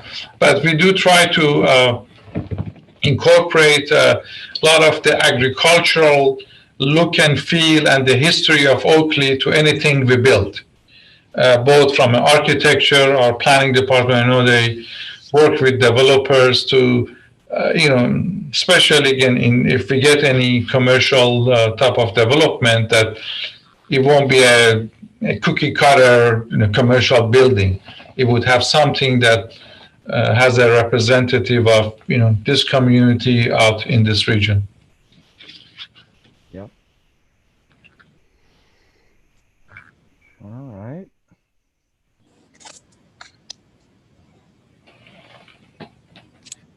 All right. If that, I open it up to anyone else who has a question, and it's looking like perhaps we're coming. There's only a few kernels popping in the microwave at this point, so I'm going to suggest that in the absence of Mr. Mahmoud being here this evening, perhaps Ms. Bristow might want to advance a suggestion. Yes, I would like to move that we accept Oakley's compliance checklist. All right, can I get a second for that? Moved by Bristow, and did I see a second by Mr. Hammond or Mr. Ash, either one? Yes. All right, it's been moved and seconded. Could I get a call for votes, Mr. Jahan? Committee Member Ash, how do you vote? Aye. Bauer? Approve. Bristow? Aye. Hammond? Approve. Hurley? Approve. Leahy? Approve. Linder? Aye. Moriarty? Approve. Powells? Aye. Vega?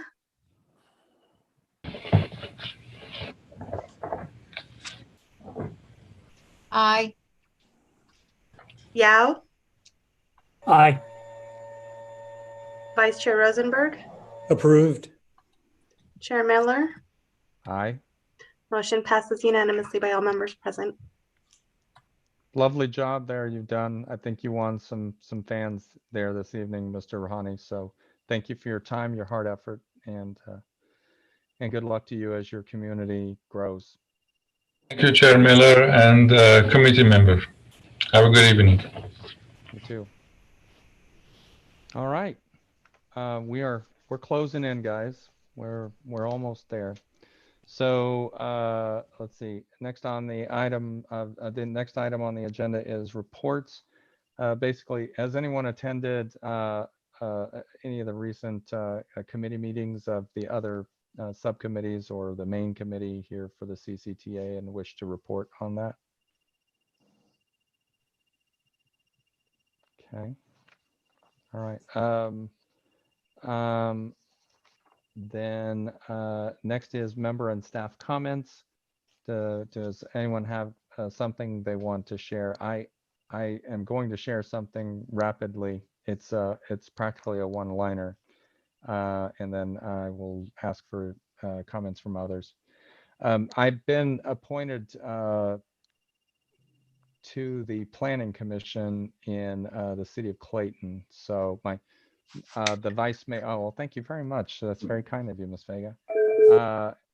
The vice mayor who was elected, I'm basically completing his term through June, and then we'll see where it goes from there. But thank you all very much. It's amazing how much overlap there is in thinking and planning in these august bodies. They all talk the same words. Mostly they say Rena. Anyway, are there comments or staff comments that anyone else would like to add? Hey, Chair Miller, I just have one question. It's actually for Matt. So last year, about this time when COVID started, there was a conference down at Bishop Branch we attended. The name is escaping me. Is that going to happen again this year, virtually or anything? Mobility. I think you're talking about the Redefining Mobility Summit. Redefining And mobility. Yes. Redefine, yeah. And I think Fifi may know more than I do. I know we're talking about it. We are still in the planning stages, but we are hoping to have something towards the end of the year virtually, but That was nothing the yet. last event before the shutdown. Literally, Board of Supervisors had to run from that meeting to declare a state of emergency. We just barely made it last time. Yeah. Oh my, Yeah, oh my. I attended that. I don't remember if anybody else did, but when it comes up again, I highly recommend it. It was fascinating. Once we we'll have make sure to let something, you guys know. Yeah. yeah, once we have something more concrete, I'll send something out to the committee. Okay. Okay. Other comments, concerns? Yeah, I guess I should admit that I've been appointed to another Confessional, right? board. Confessional. I have been appointed to fulfill the last 2 years as a board member on the Byron Sanitary Board. Oh, and, congratulations. Well, thank you. Thank you, Yolanda, everybody. And it's a real eye opener. And I just don't know very much, so I'm not saying much. And but I feel like this is all coming together now, and this is why I really feel that this whole thing with State Route 239 is so crucial to Byron at this time, because we can't grow if we keep this traffic in the middle of us. Yeah. Oakley has 15,000 cars a day going through Oakley with 40,000 residents. At a high speed. I live on Camino Diablo. 19,000 cars go by my house every day. We have 1,270 people that live here. So I hope you can see the magnitude and the importance of State Route 239. Thank you. Well said. Well said. All right. Yes. Yes, Ms. Vega. Oh gosh. Okay. Oh no, you had it off before, or you had it on before. You were in good shape. There you go. Perfect. True confession. I was appointed chair for the Workforce Development Board for Contra Costa County. And they're lucky to have And you. I find it remarkably encouraging for me to sit on that board as the chair with information that I glean from this particular committee, because our goal is to get our people working and get them from point A to point B. How are we going to do that? So it's, thank you, Fifi, for not accepting my resignation. I think, don't ever tell her you're going to do something and she says no. You give it up, give it up. You know, to That's say, why they call me the enforcer. I said, no kidding. I said, okay, Fifi. So I want to thank everybody when you share what's going on in your community with the transportation, with the housing, because I utilize that information in my position. Yeah. Yeah, exactly. I mean, I had myself no idea how much this would groom me for understanding some of the issues, you know, surrounding the Planning Commission as well. And our communities are all tied together. We're all pulling different pieces. We obviously care. That's why we're here. And we're finding ways to take the experience that we've had here and leverage it to assist in other ways, and just as evidenced by your contribution. And you're right, the first thing to get to a job is, or first thing to getting people working is they have to get to the work first. So it's good to have your experienced voice on their team. Does anyone else have any confessions they want to come up with? All right. may have a staff comment that I could, through the chair. It's regarding item 8, the correspondence. Yes. If we're ready to move on to that. Yes, I believe we are. We'll close that and move on to the staff comments. Thank you, Matt. Great, thanks. I just want to highlight this real quick because you probably saw it in your packet, but let me bring it up on my screen real quick if I can. Okay. Track this down. I think I know what you're talking about.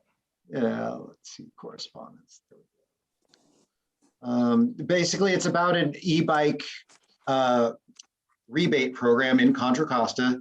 Our partners at 501 Contra Costa received some money from the Air District to provide a small subsidy, cash subsidy, to encourage folks to purchase an e-bike. And this is what I really wanted to show you, this second page, which shows the availability. We started in October, and there's a certain number of rebates available in each community and each unincorporated area of each part of the county.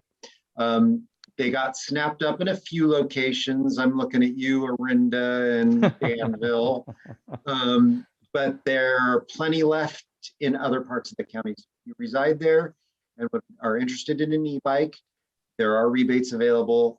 You should visit 511 Contra Costa. The website's at the bottom. And you can also contact Kirsten Riker. Her contact is at the top if you have direct questions for her. And if you'd like, and let me know if you'd like me to bring her in for a more formal presentation. I just wanted to get this out, let you know it was there, have you check out the website and ask her questions if need be, but we can bring her in for a full presentation.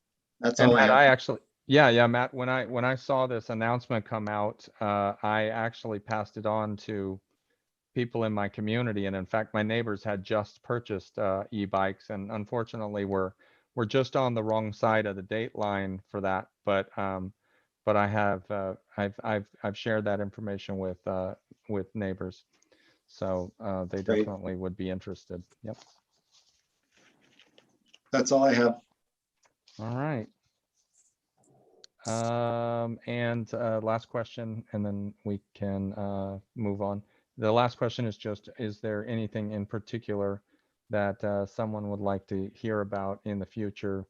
And that could be informed by the, offers that were made by our new director, or if, I'm just saying if there's a particular focus, interest that anyone has,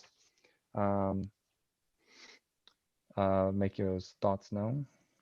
And I'll just say I have 239 written in large bold letters on my notes, and I and Tim heard as well. Through. So we will make sure that comes back. I think that came through loud and clear. Yes, Mr. Powles. Yes, I recently attended a city council meeting here, and we were talking about the revenue impact COVID has had on lots of local governments. And one of the things I'd be really keen to understand is maybe some more details on how we have dealt with that at the CCTA, and if there is going to be a follow-up to the unsuccessful measure from last year, and just some thoughts on that in a future meeting. Yeah, we definitely plan on bringing the what we're calling our post-COVID allocation plan back to you. It's going through our board right now. So once we have some answers there, we'll bring that back. A new expenditure plan might be a little further out, but we'll definitely, as we start scoping that out, we'll bring that to you. Thanks, Brett. Thanks very much, Matt. And also thank you very much for some of your help in answering questions ahead of that city council meeting. It was really indispensable for my ability to communicate to the folks. So really grateful for your time and your help as always. Good, thanks. I've got one. Yes, Mr. In a lot of our transportation planning has been based on a lot of growth in the Bay Area. It has been based upon a move towards more compact housing, transit accessible. But where we were 12 months ago to the day, kind of, and where we are today, it seems like we're still operating that one day everybody's gonna, like a switch is gonna happen and everybody's going to get back on BART and go to San Francisco and Oakland. And there's a lot of people who've moved out of my neighborhood in Walnut Creek. There's a lot of people who I know say their jobs won't require them to ever go back to the city or from Walnut Creek to San Ramon. How are we planning ahead and how are we studying that? And I know some of that can't necessarily be studied yet, but I'd love any thoughts on that, or if there's been any reports to hear about them. Yeah, we did come to this committee early on in the shelter in place and gave some statistics. We are monitoring it. So, but yeah, there's still some unanswered questions like how many people are gonna actually go back to an office.